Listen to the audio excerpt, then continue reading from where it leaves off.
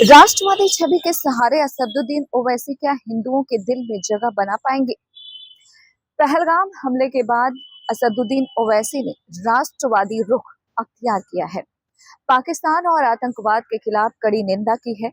लेकिन बड़ा सवाल, क्या यह मुस्लिम केंद्रित छवि को बदलने और हिंदू समुदाय में स्वीकार्यता पाने में कारगर होगा?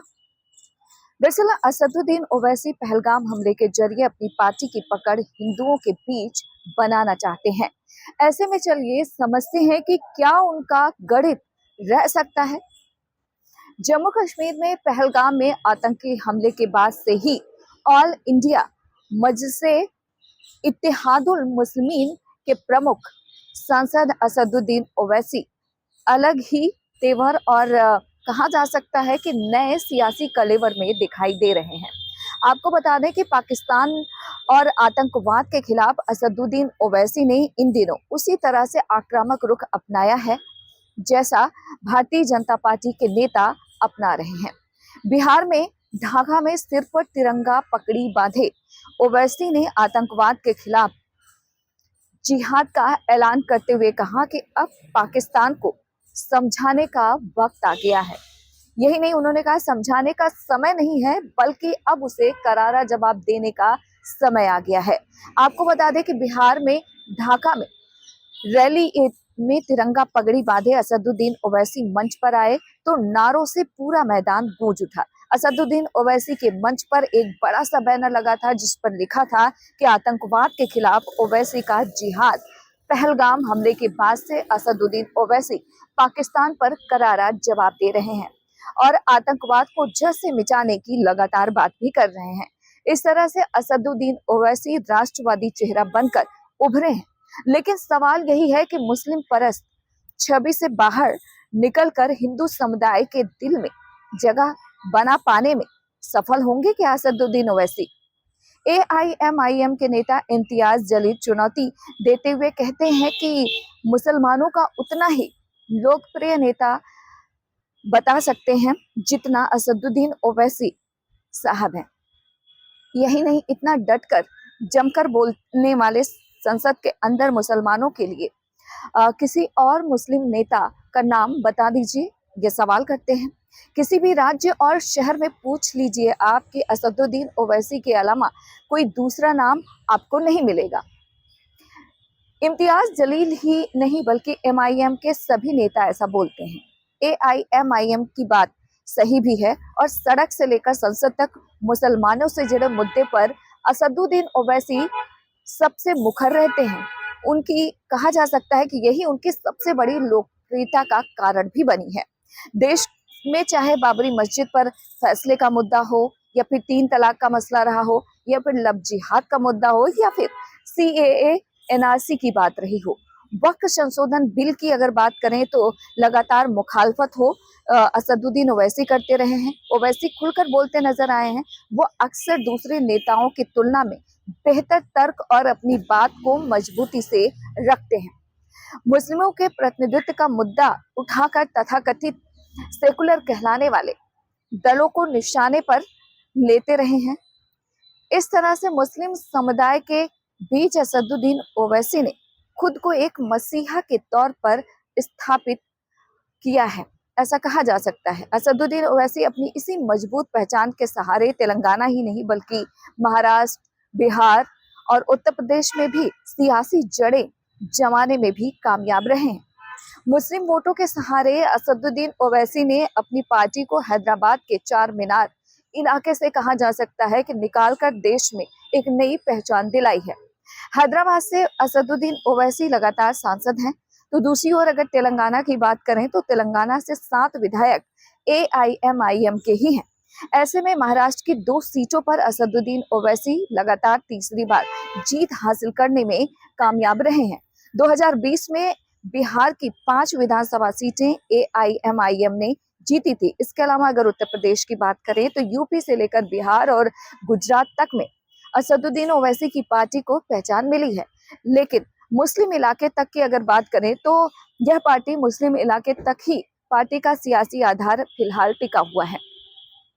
एआईएमआईएम के राष्ट्रीय अध्यक्ष खुद असदुद्दीन ओवैसी हैं और प्रदेश अध्यक्ष भी सभी मुस्लिम हैं।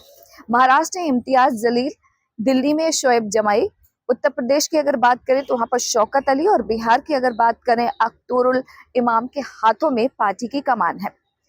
एआईएमआईएम के संगठन पर पूरी तरह से मुसलमानों का ही कब्जा है। इसके अलावा देखा जाए तो एआईएमआईएम के टिकट पर जीतने वाले विधायक और इसके अलावा सांसद सभी मुस्लिम रहे हैं।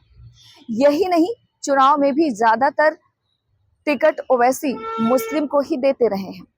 इस तरह से असदुद्दीन ओवैसी की पूरी सियासत मुसलमानों के इर्द गिर्द ही सिमटी हुई है और ये भी कहा जा सकता है कि जिसके चलते हिंदू वोटर दूरी बनाए रहते हैं उनसे। एमआईएम पर पूरी तरह से मुसलमानों का ही दबदबा है, खासतौर पर अपर क्लास मुस्लिम जातियों का। असदुद्दीन ओवैसी की मुस्लिम परस्त वाली सियासत के चलते हिंदू समुदाय के बीच पैठ नहीं जमा सकी। ओवैसी भी समझ रहे हैं कि मुस्लिम परस्त छवि के सहारे अपनी पार्टी को राष्ट्रीय फलक पर पहचान दिलाने में सफल नहीं होंगे।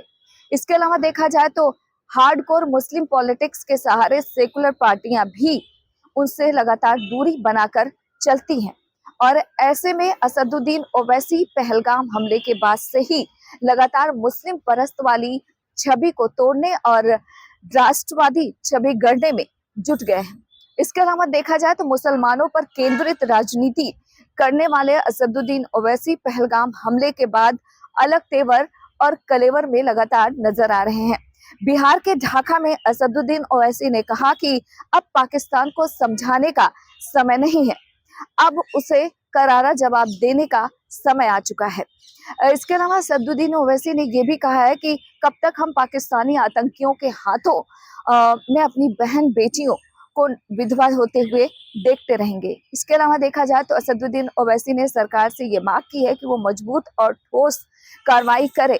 जो भी इस हमले के लिए जिम्मेदार हैं उन्हें सख्त सबक सिखाने की समय आ चुका है, उनको सख्त सजा मिलनी चाहिए। यही नहीं, उन्होंने ये भी कहा कि देश को एकजुट होकर आतंकवादी घटनाओं का मुकाबला करना होगा और पाकिस्तान को मुंहतोड़ जवाब देना होगा। यही नहीं, असदुद्दीन ओवैसी ने ये भी कहा है कि उनकी पार्टी इस मामले में भारत सरकार को समर्थन देगी। पहलगाम आतंकी हमले में मारने वाले सभी लोगों को शहीद का दर्जा देने की मांग असदुद्दीन ओवैसी की तरफ से की गई है। आपको बता दें कि पहलगाम हमले के बाद से असदुद्दीन ओवैसी ने पाकिस्तान और आतंकवाद के विरोध में आक्रामक तेवर अपनाया हुआ है। ओवैसी ने जिस तरह से सख्त रुख अपना रखा है इस पूरे मामले को लेकर और पाकिस्तान पर चुन चुनकर हमले कर रहे हैं, उससे उनकी राष्ट्रवादी छवि की साफ तौर पर निकलकर लोगों के सामने आई है।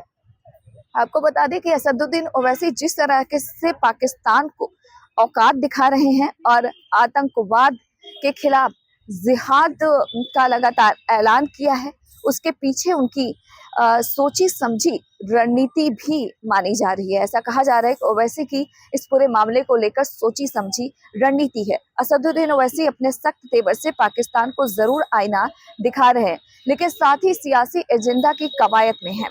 देश की हिंदू मुस्लिम एकता की अगर बात करें तो हिंदू मुस्लिम एकता को बनाए रखने की लगातार कवायद में है, क्योंकि पहलगाम हमले में आतंकवादियों ने धर्म को आधार बनाकर लोगों को मारा है। उससे असर जो है देश के मुसलमानों पर भी पड़ सकता है और यही वजह है कि असदुद्दीन ओवैसी भारतीय मुसलमानों को पाकिस्तान की पहचान से दूर रखने की कोशिश कर रहे हैं और भारतीय पहचान के साथ रखने की कोशिश में है। इसके अलावा उनकी कोशिश मुसलमानों के साथ साथ हिंदू समुदाय के बीच पैठ जमाने की भी है, हिंदू समुदाय के बीच जो है पैठ बनाने की भी कोशिश है, क्योंकि मुसलमान या फिर यूं कहे कि मुस्लिम वोटों के सहारे 1-2 सीटें ही जीतने में सफल रह सकते हैं, उससे ज्यादा नहीं। असदुद्दीन ओवैसी को ये बेहतर पता है। ओवैसी की नजर अपनी पार्टी को राष्ट्रीय फलक पर पहचान दिलाने की है, जिसके लिए मुसलमानों के साथ साथ हिंदू वोटों की दरकार है। 2020 के चुनाव में एआईएमआईएम के टिकट पर जीते सभी 5 विधायक मुस्लिम थे और आपको बता दें कि जिनमें से 4 ने पार्टी छोड़कर आरजेडी में शामिल हो गए थे। यही नहीं, इस बार अगर असदुद्दीन ओवैसी की बात करें तो ओवैसी की रणनीति मुसलमानों के साथ-साथ हिंदुओं की बड़ी संख्या में टिकट देने की भी है। अगर बिहार, क्योंकि आने वाले समय में बिहार में विधानसभा चुनाव है, पूर्वी चंपारण का ढाका विधानसभा सीट मुस्लिम बाहुल्य है, जहां से असदुद्दीन ओवैसी ने राणा रणजीत सिंह की अगर बात करें तो उन्हें टिकट देने की बात कही है।